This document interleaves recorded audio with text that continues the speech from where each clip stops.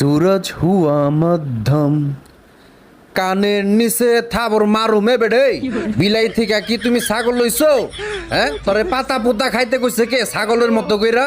ঘরে কি খাওন নাই? খাওন দেই না আমি? বাড়িতে বাড়িতে খাওন টাউন রাইখা এত মজার মজার খাবার রাইখা তুমি এই জায়গায় পাতা খাইতাছো? এই জায়গায় ঘটনা হয়েছে দুইটা, হয় তোর রুচি গেছে গা, নয়তো তোর রুচি এক্সট্রিম লেভেলে আয়া পড়ছে। মানে তোর সামনে তুই যা দেখতাছস তোর তাই খাইবার মন চাইতাছে। গুষ্টি মারছে। এই তুই তো আবার আমারে খায়া লাভি না তো, আবার আমারে খায়া লাভ নাই দেশে। আমারে খায়া কিন্তু হজম করতে পারবা না, এটা কিন্তু কেউই পারে নাই আজ পর্যন্ত। যাই হোক, খাওয়া দাওয়া শেষ কইরা ছাগল থেকে বিলাই হইয়া ঘরে আসো।